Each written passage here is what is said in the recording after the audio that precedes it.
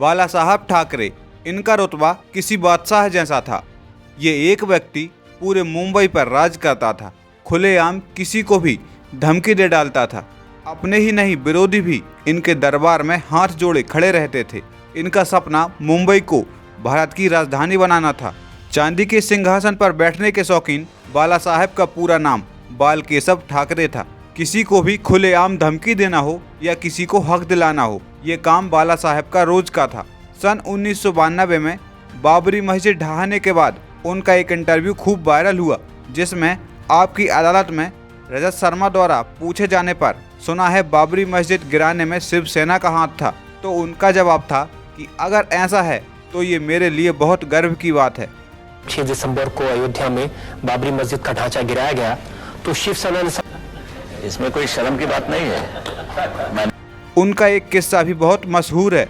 जब 1990 में कश्मीर में आतंकियों द्वारा हिंदुओं को टारगेट किया जा रहा था, कश्मीरी पंडितों को भगाया जा रहा था और अमरनाथ यात्रा बीच में ही रोकने की धमकी दी गई। आतंकवादियों ने धमकी दी कि अगर कोई अमरनाथ यात्रा में आया तो जिंदा वापस नहीं जाएगा।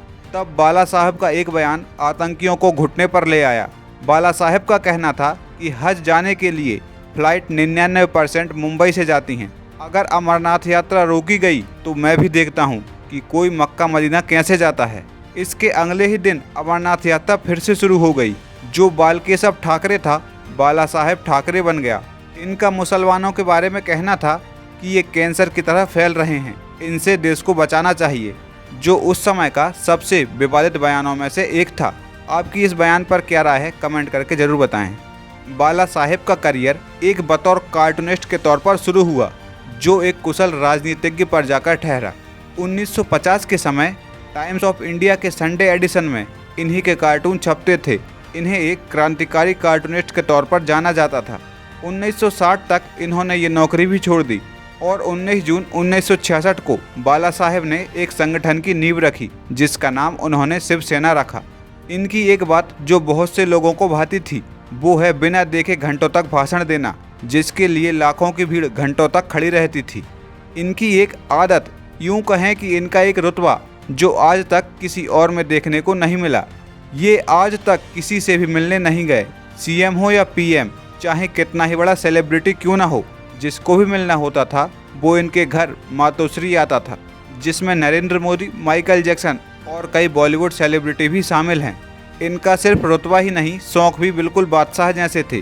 सिगार, वाइट वाइन और चांदी के सिंहासन पर बैठना। 1999 में इनको 6 साल तक चुनाव और वोट डालने पर प्रतिबंध लगाया गया था। लेकिन सच्चाई तो ये है कि इन्होंने अपने पूरे जीवन में कभी चुनाव लड़ा ही नहीं। मृत्यु से 2 महीने पहले उनका एक बयान, जिसकी आज भी तारीफ की जाती है, उनका कहना था कि आर्मी को मेरे हवाले कर दो, मैं देश को 6 महीने में ठीक कर दूंगा। और फिर 17 नवंबर 2012 को बाला साहब स्वर्गवासी हो गए। इस दिन मुंबई टोटली बंद था और करीब 5 लाख लोग अंतिम यात्रा में शामिल थे। पूरे मुंबई में बस एक ही आवाज़ गूंजी कि बाला साहब ठाकरे अमर रहें। मुख्यमंत्री और सांसद ना होने पर भी इन्हें 21 तोपों की सलामी दी गई, जो राष्ट्रपति और प्रधानमंत्री को मिलती है। ये रुतबा और शान थी बाला साहब ठाकरे की।